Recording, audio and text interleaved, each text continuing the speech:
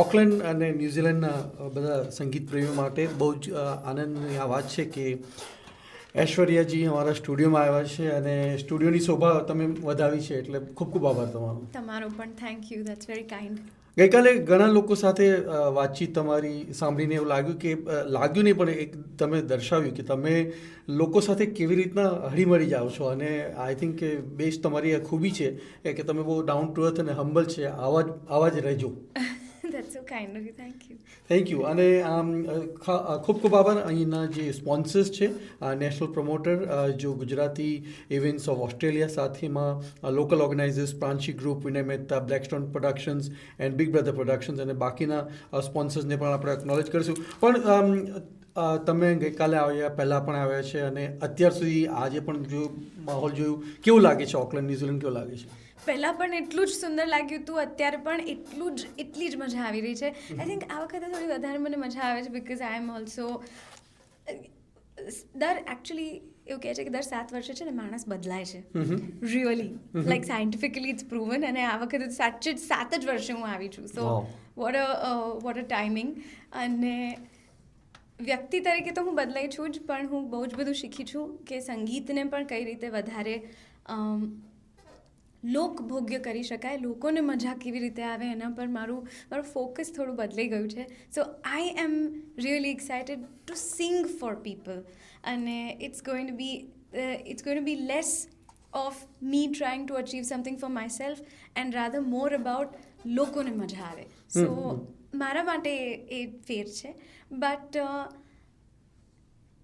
ઓકલેન્ડનો પ્રેમ, ઓકલેન્ડની weather, ઓકલેન્ડની ગતિ એ પણ મને એટલી જ ગમે છે. It is a little, I want say slower, it is a little more intentional and more calm. So it's so peaceful here. I'm thoroughly enjoying myself. અહીંયા ગોરા લોકો કહે છે કે અહીંનું એક સ્ટેટમેન્ટ છે, she'll be all right.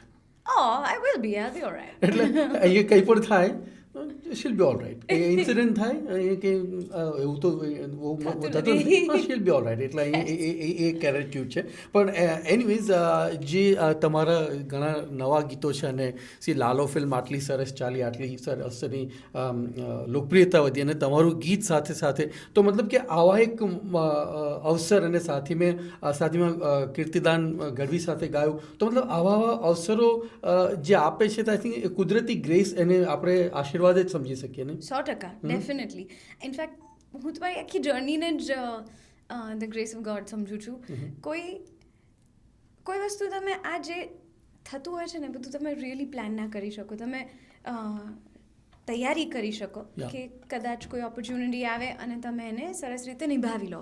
But you can't, and to a great extent you shouldn't plan it, because the more you spend energy in planning it, the less energy you are actually focusing on bettering your art. So હું મારી કળાને વધારે ને વધારે polish કરવાનો પ્રયત્ન કરું. અને લાઈક આઈ સેડ, ખુશીઓ આપવાથી ખુશીઓ વધારે આપણે મેળવીએ છીએ. અને એટલે લોકોની અંદર ઈશ્વર જોવા એ સૌથી સારી ઘટના છે. આપણને જેને એ સમજાઈ જાય છે, એ જીવનમાં જ્યારે વણાઈ જાય છે, ત્યારે જીવવાનો જ અનુભવ એટલો સરસ થઈ જાય છે કે પછી બધી ઓપોર્ચ્યુનિટીઝ આવી જ જાય એની મેળે. આટલી સરસ આધ્યાત્મિક રીતે જે વાતો કરો છો, એટલી સારી લાગે છે. અને આ જ વસ્તુ જો બધા જ વ્યક્તિ જો શીખી જાય, તો દુનિયામાં કેટલા પ્રોબ્લેમ સોલ્વ થઈ શકે છે. આઈ વિશ, રાઈટ. ગુજરાતી સંગીતને વિશ્વ પ્રખ્યાત કરવામાં ઘણા લોકોનો સહકાર છે. આપણે અભિનંદન પણ આપવું જોઈએ અને આભાર બી વ્યક્ત કરવો જોઈએ. પણ આજ સવારથી જ મારા મગજમાં એક વિચાર હતો કે તમે પણ એવા આર્ટિસ્ટ છો જેમણે ઘણા ગુજરાતી ઓરિજિનલ સિંગર્સને સાંભળીને મોટા થયા. અને ખાસ આપણા હિન્દી ક્ષેત્ર સાથે જોડીએ તો લતાજી અને આશાદી બંનેવે ગુજરાતી ગીત ગાયા. એ ગીતો ગાવામાં તકલીફ અને એને કંઈ તૈયાર કરવા માટે સ્પેશિયલ કરવું પડે? એકચ્યુઅલી હું નાનપણથી જ્યારે મારી ક્લાસિકલની ટ્રેનિંગની સાથે સાથે I was also singing old Bollywood songs because એ ગીતો ગાવા પણ એક જાતનો રિયાઝ છે બિલકુલ. અને એ ગીતો શીખવાથી there is a kind of throw that you learn how to sing words, how to emote with music, how to do it all together. A I think જે કિશોરદા છે, રફી સાહબ છે, મન્ના ડે સાહબ છે, લતાજી આશાજી ઓફકોર્સ, એ જમાનાની જે આખી પદ્ધતિ હતી ગાયનની અને એની જે શૈલી હતી એ તમે જો એકવાર શીખીને સમજી જાઓ ને તો it's like an institute of its own. So if you learn that you are kind of done. અને બિકોઝ એ શીખતી હતી એટલે એ જ પદ્ધતિ એ લોકો ગુજરાતી સંગીતમાં કે બીજી જે પણ ભાષાઓમાં ગાતા હશે તે બધી ભાષાઓમાં the technique remains the same. So I guess because I was so used to it, I realized how they were expressing language when they were singing. Because I believe સંગીતનો સૌથી મોટો આસ્પેક્ટ છે બીજા સુધી પહોંચવું, અને પહોંચવા માટે જે બ્રિજ બને છે તે છે શબ્દો.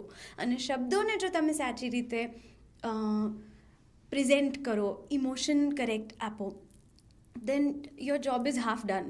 So that is what I've learned from all of those singers. And in fact, I'm sure you must be knowing Purushottambhai Upadhyay છે, ગૌરાંગભાઈ વ્યાસ છે, આશિત દેસાઈ છે, એ બધાને પણ સાંભળીને મોટી થઈ છું. સો ગુજરાતી શબ્દોને કેવી રીતે ઇમોટ કરવાના, that is something I learn from there a lot more than anywhere else. Also I don't generally mention it, but my father is an extraordinary singer, and he was the one who made sure that I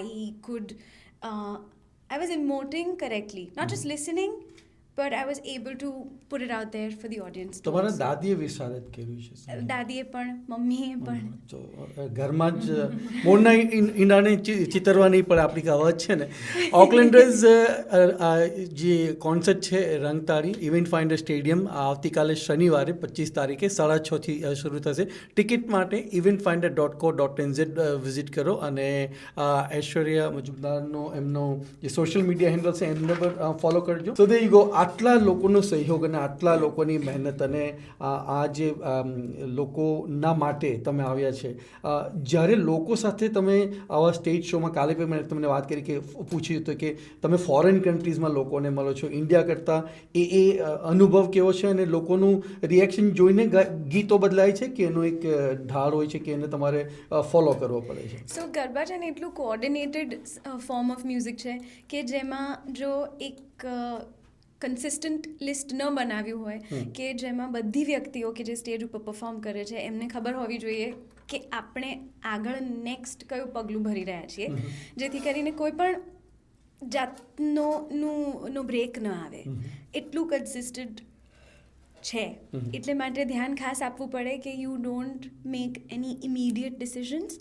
of course કોઈને તમને જોઈને એવું feel થાય કે અથવા કોઈ તમને ફરમાઈશ કરે ઓડિયન્સમાંથી કે પેલું ગીત ગાઓ, તો we definitely make it a point to either sing it at the end of the concert, or by chance જો એની એ વખતે જગ્યા થતી હોય તો ત્યાં જ ગાઈ લઈએ. પણ બિકોઝ સ્ટેજ ઉપર 10 લોકો હોય કે જેની સાથે તમારે આ વાત કમ્યુનિકેટ કરવી પડે, and you want to try to be as elegant about it as you can be, and that becomes a challenge. So we try કે જે ગીતોનો લિસ્ટિંગ અમે કર્યું હોય ઇન્ડિયામાં, કે અહીંયા આવીને ફોર એક્ઝામ્પલ આજે રાતે અમે લોકો રિહર્સ કરવાના છીએ, તો અમે ફરી એક વખત બેસીને સાથે બધા વિચારીશું કે આ જે લિસ્ટિંગ કર્યું છે is that appropriate, is that good enough, કે આમાં કંઈ એડ કરવું છે કે નહીં. ખાસ ગઈકાલના મીટ એન્ડ ગ્રીટથી અમુક ગીતો મારે લેવા જોઈએ એનો વિચાર મને આવી ચૂક્યો છે. So I have already added those songs to the listing. અને મૂળ મુદ્દો તો સંગીત અને ગરબા રમવાવાળાને જે રમવાની મજા આવે, સાંભળવાવાળાને સાંભળવાની મજા આવે, એ આપણે સાચવવાનું છે. And that's something that we are going to work as greatly on as we can. And ખબર નહીં, મારા મનમાં અને મારા દિલમાં એક એવો અવાજ છે કે જે મને કહે છે કે tomorrow she'll be all right. Oh, yes, you got it. I know that this will go a long way. I think કાલે તમે એક વાત કીધી હતી કે લોકો તણાવ દૂર કરીને પોતાના ચિંતાઓ મુક્ત કરીને આવીને નાચે અને ગાય અને Yes. પ્રેઝન્ટ મોમેન્ટમાં એન્જોય કરી લે 3 કલાક માટે this nothing better than that Yes, सो नेहा जाने का इरादा है कल कुछ कमिटमेंट तो नहीं है तुम्हारा नहीं नहीं, मैं तो ऑलरेडी जा रही अच्छा, जा रही हूँ. So हो। yes, yes, and my daughter loves Garba, so she's more excited than me. So we are all coming. Yes, definitely. कल हम सब पहुंच रहे हैं Event Finder Stadium and eventfinder.co.nz से आप भी अपनी टिकट्स ले सकते हैं. ग्रुप डिस्काउंट्स अगर आपको चाहिए, अगर ग्रुप में बड़ा ग्रुप आ रहा है 5, 10, 15 लोगों का, तो इसके लिए भी लिंक आपको मिल सकता है. 021221386 पे आप मुझे टेक्स्ट कर सकते हैं and I can share the link with you and I can share the details of विनय भाई and स्वप्नल भाई जो आपको गाइड कर सकते हैं कि कैसे आप भी टिकट्स बाय कर सकते हैं. एंड इसी के साथ अब बस हम रैप अप करेंगे. अगेन थैंक यू कहेंगे विनय जी को और स्वप्नल जी को for bringing Aishwarya to New Zealand and to our studios this afternoon. It's been a pleasure. I think pleasure it's another understatement कि इतनी एनर्जी है. ऐश्वर्या जी जाने से पहले ऐसा लगता है कि नेहा का ये प्रोग्राम हम 2 घंटे के लिए और कर ले 4 बजे तक, इनको घर भेज देते हैं. Carry on if you guys more. Monday को नेहा गुजराती में शायद प्रोग्राम हाँ करेगी. सही बात है. मैं अभी आधी बातें तो मैं वैसे ही समझ गई हूँ. मैं ऐसे नोट कर रही थी, मेरे को समझ आ रही है बातें. Nice nice. તો ऐश्वर्या जी એક ઓર સવાલ એક લિસનર્સ મેસેજ કરે છે કે આ વર્ષે કંઈ નવું છે, નવા કંઈ પ્રેઝન્ટેશન છે? ભાઈ નવામાં તો છે ને મોહિની છે. ઓ મોહિની પણ આવી છે? એટલે વ્યક્તિ આવ્યા છે કે ગીત છે? હવે એ જાણવા માટે તો બધાએ આવવું પડે ને. વ્યક્તિ છે, ગીત છે, વસ્તુ છે, હું છું, તમે છો, કોણ છે? સો મોહિની આવી છે અને મોહિનીએ ખાસ બધાને કીધું છે કે તમે પણ આવજો. સો મોહિની તરફથી પણ આ ઇન્વિટેશન પ્લીઝ એક્સેપ્ટ કરો. અને Rang Taali 2026 can't wait to perform in Auckland. And thank you for coming to New Zealand after 7 years. अब अगली मर्तबा 7 साल ना हो जाए ऐसा. अरे मैं तो यहाँ से जाऊँ ही नहीं.